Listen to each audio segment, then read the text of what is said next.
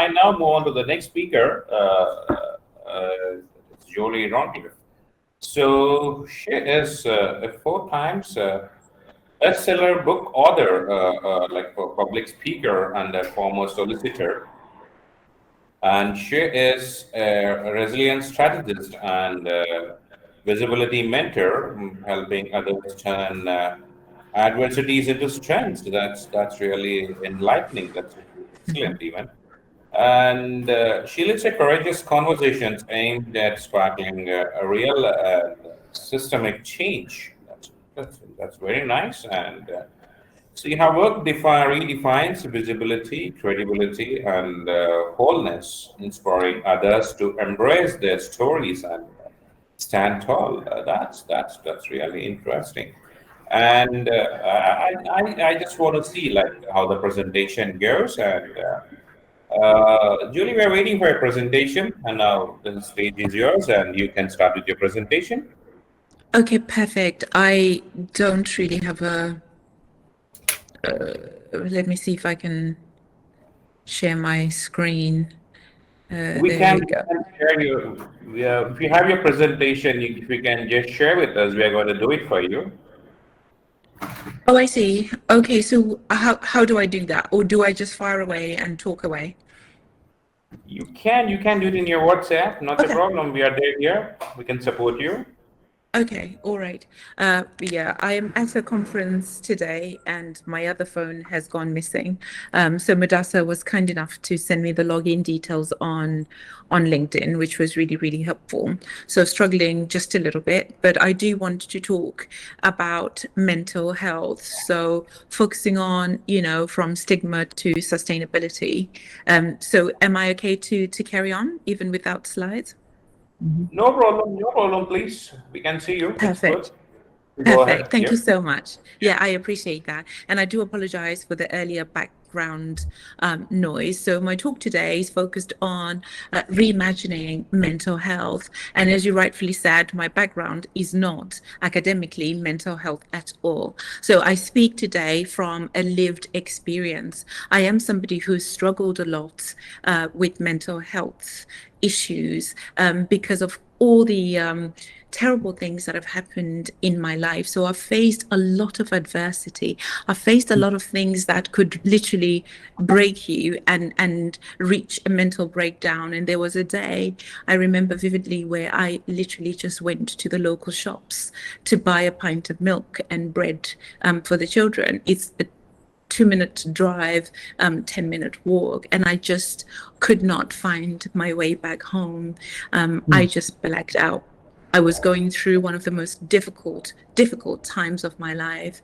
And in that moment, you question everything. When you lose your mind or when you lose your mental health, you pretty much have lost it all.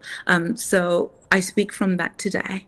But my focus really is on mental health in relation to men, because this month is Men's Mental Health Month. So one of my children, he suffered from mental health last year. He had mental health psychosis, a normal boy going to school, doing his A-levels just like anybody else. And then one day he turns to be somebody who I don't even recognize as a family. As a parent, rather, who we don't recognize as a family. My whole house is destroyed. We all have to move out because all of a sudden this gentle boy, this sweet son of mine, has become something that's totally different, all because of a mental health illness. I wasn't aware of psychosis at the time. I didn't even know what it entailed. But after that, I had to learn a lot more about psychosis, about just general mental health. So my talk is just really to those people who probably have struggled with mental health, who've got loved ones who are going through mental health, and what we can do as a community, what changes can be made in relation to mental health and how things could be done better. I struggled to get him care because he would just turned 18. So they considered him to be independent at the time. But how can you be independent if your mental well-being is not such? How can you be somebody who's got consent when really your mental health is otherwise? So is those things where we need help, where we need changes to say, look, he is saying he does not need help, but he does need help.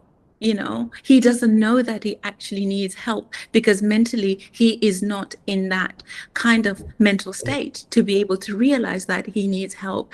And I know that the struggles that I faced, I was not, and I am not the only one who's ever faced that as a parent, where the help that you're supposed to get from the public health, you can't get that because of systems, because of barriers, because of all these measures that we put in place to try to protect these people. But are these measures actually helping us, or are they causing us harm?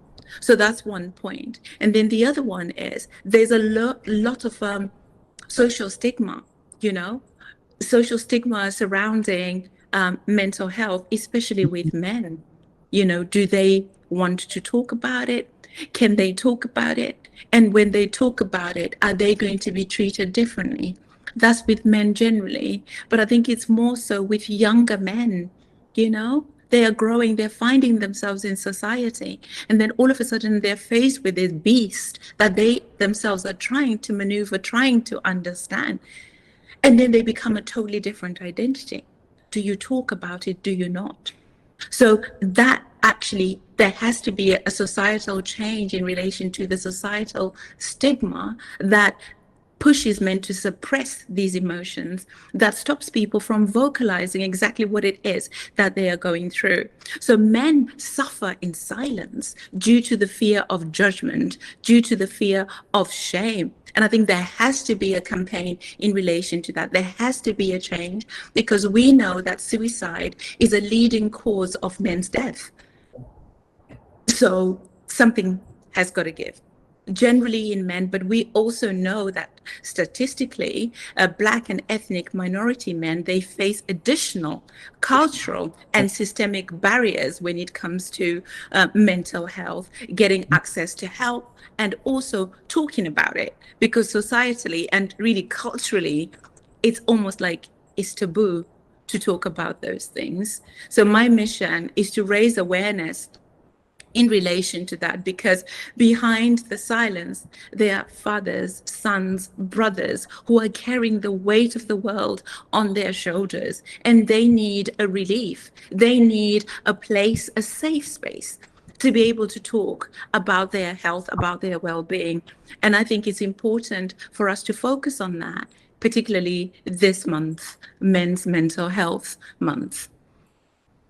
Public health has to have measures like gender-aware approaches to normalize vulnerability and emotional expression in men. The public health must change. It must fund male-specific mental health programs and create these safe spaces where we as women, we can go and have a spa day, talk about things that are going on in our lives, talk about our mental health. But what do men do?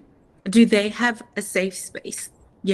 So I believe that these spaces must be created, and I think that there should be a fund set aside specifically for those particular spaces for men. We should engage our men in community-based solutions, therapy alternatives, and prevention. Because in my view, strength is not in silence, and survival is not the same as healing. And most of our men, they are not healed. They are just surviving. And then that then spills over into relationships, family dynamics. Then you have trauma based on those relationships as well. So men's mental health is a priority in the public health. And I think it's imperative that all these changes are actually taken as a priority. We need to create an inclusive, non-judgmental space for men to speak and to heal. We need to move from a more reactive care approach to a more proactive public health policy that actually supports our men. We want them to be leaders. We want them to be the head of the family. But how can you have a head that's not fully functioning?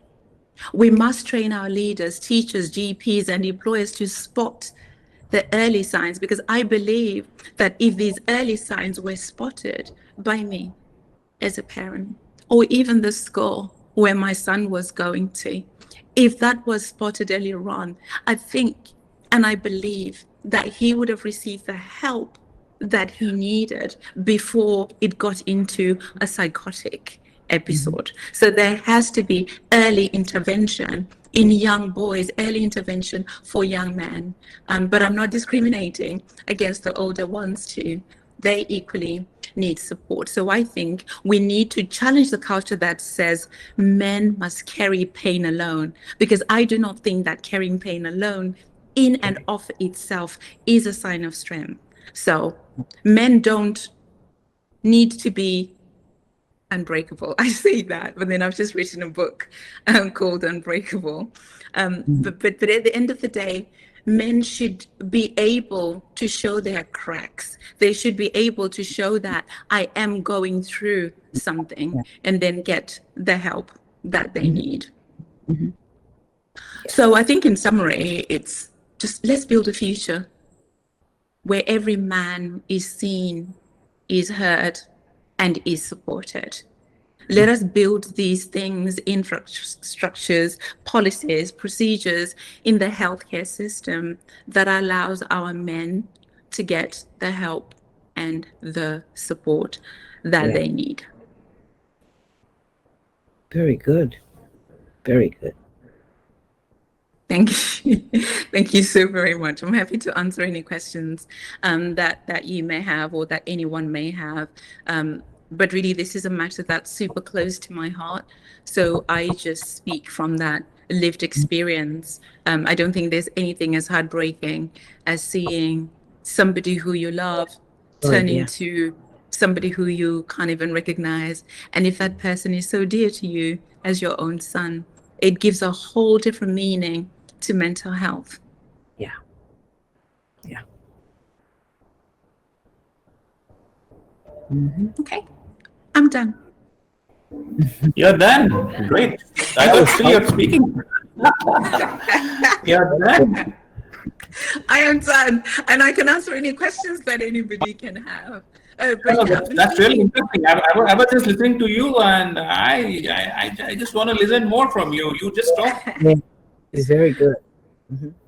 No, I genuinely appreciate that. And I appreciate the opportunity to speak about a subject that's just really close to my heart, but a subject that most of us don't want to talk about, because there's that whole stigma, are you cuckoo? Are you this? Are you all the other things? But I think we all face mental health challenges, at different parts and points of our lives. Even resilience by its nature, it's, being strong, going against whatever it is that's happening in your life, rising above those challenges.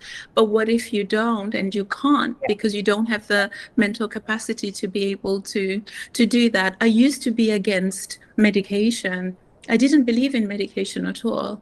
I just thought people heal. But when it happened to my boy, and the difference that I saw when he got the medication, it was just really such an eye-opener. So I do think that there's need for education generally to people who don't know, because if you don't know, you don't know, and you don't actually know what you do not know. Yes. Very good speaker. Thank you. Thank you so very much. I will not hog the screen. I will hop off. And thank you so much for the opportunity. Great. Thank you. Thank you so much. This really a great round of applause. Great. That's great. That's great. Excellent. Thank you very much.